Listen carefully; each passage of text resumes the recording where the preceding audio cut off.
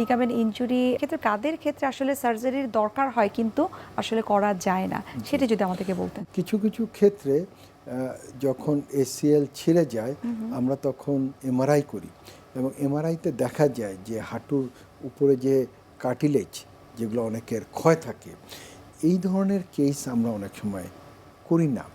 অনেক সময় দেখা যায় যে হাঁটুর ভিতরে অন্যান্য রোগ আছে, যেমন তার রিমোটো আর্থ্রাইটিস আছে। আমরা রিমোটো আর্থ্রাইটিস হলে অনেক সময় এসিএল করি না, কারণ তার এমনি ক্ষয় প্রসেসটা হতে থাকে এবং এসিএল রিকনস্ট্রাকশন করার পরও তার ব্যথা যায় না।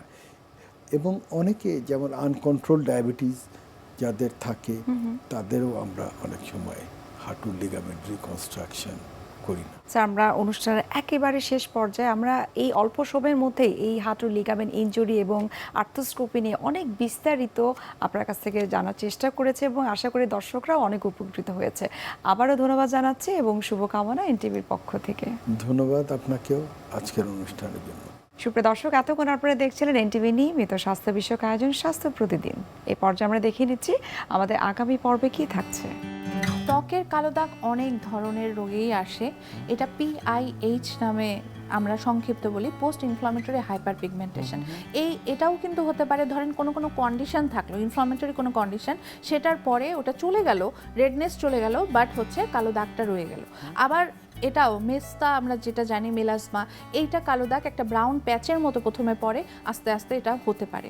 রোজাশিয়ার ক্ষেত্রে একটা টার্ম আছে রোজাশিয়া যাদের থাকে অনেক রেড হয়ে যায় ফেস, তাদের ক্ষেত্রেও দেখবেন যখন রেডনেসটা চলে যায় তাদের ক্ষেত্রেও কালো দাগ আসতে পারে।